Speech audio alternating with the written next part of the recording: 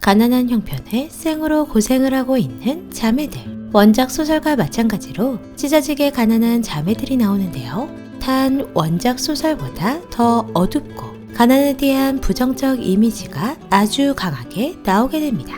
소설에서는 가난의 이유가 목사인 아버지가 나쁜 친구를 도와주다 안 좋아졌지만 드라마에선 인쇄소가 망하면서 가난이 시작되죠. 물론 계속되는 도박으로 다시는 일어설 수 없을 정도가 되었고요. 다행인 건지는 잘 모르겠지만 가난 속에서도 굴하지 않고 서로에게 의지하는 모습을 볼 수 있습니다.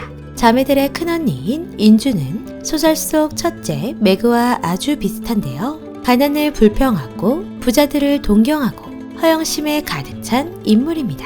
물론 결혼도 했었죠. 하지만 매그는 가난에도 만족하며 사는 것이 중요하다 깨닫지만 글쎄요, 인주는 깨닫게 될까요? 7회를 앞둔 지금 시점에서도 결혼 태클을 타려고 언제든 기회를 노리고 있죠. 드라마에서 가장 답답한 빌런 역을 맡은 둘째 오인경, 조의 정의감과 비슷합니다. 20억이 갑자기 생겼을 때도 찢어지게 가난해 어렵게 마련한 동생 수학여행비를 가지고 해외로 나른 엄마가 있음에도 그놈의 정의를 위해 계속 위험 속으로 들어갑니다. 그 덕분에 자신을 유독 예뻐하던 고모 할머니 해석을 죽게 만들었죠. 그리고 그 지독한 정의감 때문에 예술감각과 야심이 있는 셋째이자 넷째 이내를 창피하게 만듭니다. 위험한 두 언니와 알지 못했지만 가난 때문에 죽은 언니가 있는 이내. 상하의 신뢰를 받으며 효린의 그림을 대신 그려주고 함께 유학을 갈 계획을 짜게 됩니다. 효린의 그림자 역을 맡았는데요. 그럼에도 이내에 불타오르는 야심은 재상에게까지 손을 뻗게 됩니다.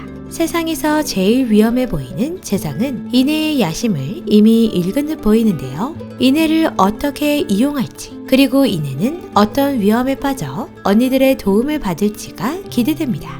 행복한 아내, 우아한 엄마인 상아는 재상과 적대 관계라는 것이 드디어 밝혀졌는데요. 그도 그럴 것이 아버지를 끌어내리고 자신이 올라가려는 재상의 야심으로 인해 상황이 이렇게까지 왔음을 알고 있으니 관계가 좋지 않을 수밖에요. 상아는 효린을 대신해 그림을 그리는 이내에게 푸른 난꽃을 선물하는데요. 난꽃향이 가득한 곳에 간 이내는 그로 인해 환각 상태가 되며 쓰러져 버렸습니다.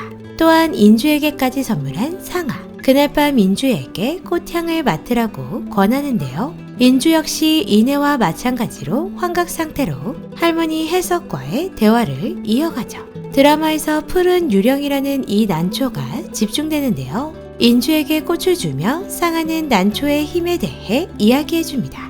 밤새 향기를 들이마시면 진짜 자신이 원하는 것이 무엇인지 볼 수 있다는 상아. 그리고 그 향을 맡고 돈에 대한 숨겨진 깊은 야망을 드러낸 인주.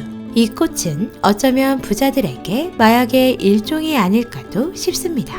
몰래 싱가포르에 다녀온 상아에게 불처럼 화를 낸 재상을 보면 상아가 절대 해선 안 될 행동을 하고 있는 걸 눈치챈 것 같은데요. 그리고 아버지가 유일하게 자신에게 남겨준 것은 이 푸른 유령 난초라고 말을 했죠. 난초 하나로 이만한 부를 축적할 수 있었다는 것이 의문인데요. 단시간 부를 축적하기 위해 난초 대회를 열어 부자들을 끌어모으고 몰래 유령 난초를 고가에 팔며 자연스레 마약을 유행시켰을 수도 있습니다. 도일 역시 인주가 들고 오는 꽃을 보며 위험하니 자신에게 맡기라고도 했죠. 난초를 찾으려는 자들은 모두 목숨을 잃고 죽었고 처음 접하면 고통이 사라지고 기분이 좋아지기도 하며 맥박이 빨라지는데요. 소수의 주술사만 알고 있는 서식지를 발견한 상하의 아버지가 한국으로 들여왔던 거죠. 드라마 속 모든 살인사건에는 이 꽃이 놓여 있었는데요. 그리고 그런 살인 현장의 첫 번째 목격자는 모두 인주라는 점이 이상합니다. 또한 인주가 본 환각에서는 재상이 뚜렷하게 살인을 저지르는 모습을 보았죠. 누가 봐도 재상을 범인으로 지목하고 있지만 저 푸른 난꽃은 상하의 꽃이기에 둘 중 하나가 계속 범죄를 저지르고 다른 한 명은 성공을 위해 수습하고 있는 걸까 싶습니다. 상하의 아버지가 속해 있는 그리고 인경의 할머니가 속해 있는 난꽃의 정신을 기르는 정난해의 답이 있을 수도 있는데요. 잘게 찢겨져 있던 정난해의 사진 속 인물들은 한 명의 실종, 두 명의 생존, 해석을 포함 나머지 인물들은 모두 죽었습니다. 아버지의 이야기를 끔찍하게 싫어하던 채상, 그리고 장인어른의 도움으로 공부를 하고 성공한 채상. 채상은 어쩌면 이 정난해를 없애고 모든 것을 차지하고 싶었던 걸까요? 아버지를 따라 정난해에 함께 참여했던 상아는 그런 채상과 결혼을 하는 조건으로 아버지의 목숨줄을 붙잡고 있는 건 아닐까도 싶습니다. 그리고 철저히 숨기려던 해석은 인경으로 인해 들통나 결국 죽게 되었고요. 또한 실종 인물은 드디어 알려지며 두려움에 떠는 모습도 보였죠.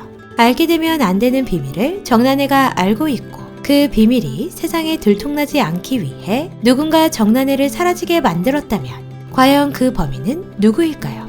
재산 같기도 하지만 상하의 가능성도 크게 보입니다.